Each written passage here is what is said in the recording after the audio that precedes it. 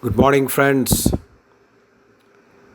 In today's Tales from Cricket Archives, let us see a great game of cricket. When a batsman is in good form, striking the ball well, it will be a treat to watch. And if that happens to be a West Indian batsman, we can be sure of some tremendous hitting, some explosive shots, some crisp boundaries, some well timed boundaries. I am talking about a match between England and West Indies at Lord's in 1984. West Indies was on a tour to England for a 5-match series. England lost the first test very badly by losing by an innings and 180 odd runs. At Lord's, the second test started. West Indies won the toss and put England in. England folded up for 286 runs. Graham Fowler scored a good century, 106. When West Indies batted, Ian Botham bowled brilliantly to restrict West Indies to 245. Botham had a figures of 8 wickets for 103 runs. In reply, England continued their good recovery after the thrashing in the first test by posting 287 for 7 runs at the end of the fourth day, with Alan Lamb batting on 109.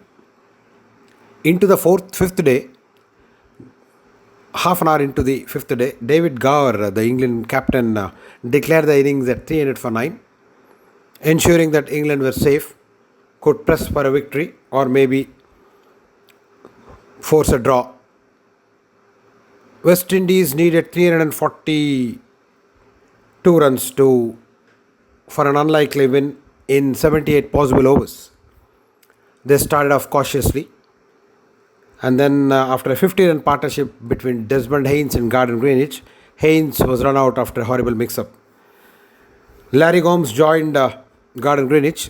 Gordon Greenidge was slowly settling into the groove. He was not in the best of forms coming into the innings, scoring just 144 in the previous 8-odd innings. So a good innings was due from him.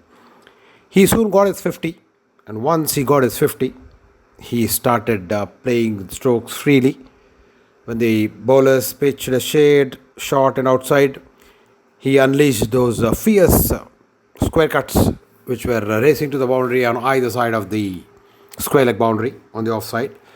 And when the bowlers pitched it up on the offside, he was there with those cracking cover drives and off drives.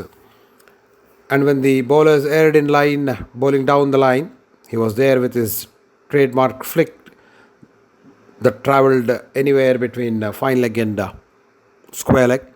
And then the middle and off and middle over-pitched balls were dealt with firm drives towards the onside. In between, there was a short pitch, the intimidatory balls, which were dispatched disdainfully over square leg for sixes. Soon he got his 100, and then he was in sublime touch. The spectators also realized that there was something special coming. David Gower frenetically changed his bowlers. He never thought such a situation England would be in, because England had a very good bowling attack. Willis, Foster, both of them had taken 8 wickets. But then Greenidge went from strength to strength, reached his 150, and soon he hoisted his 200.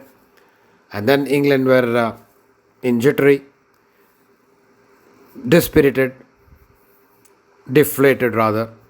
And when Greenidge scored 200 of 233 balls, it was just a matter of time before West Indies won the game, and soon it was. They were 344 for 1. Greenidge 214 not out. Larry Gomes played a very sensible innings of 92. Greenidge's statistics looked tremendous. 214 runs, 242 balls, 29 fours, 2 sixes, with strokes, as I explained earlier, all around the wicket. What an amazing game of cricket. What an amazing innings by Greenidge. Poor David Gower drew a lot of criticism for declaring the innings, but then who would have thought that such a thing would happen? What a special innings that was. That is the reason Balwinder Singh Sandhu needs to be applauded for that early wicket in the World Cup final, as Greenidge could have taken the game away from India in that finals match. Great test match that for West Indies. England were so dispirited after that match that they went on to lose the remaining three matches also for a thrashing, 5-0 thrashing, 5-0 whitewash, ignominy for England. That's it for today's Tales from Archives. See you next week with another one. Thanks for listening. Have a great weekend.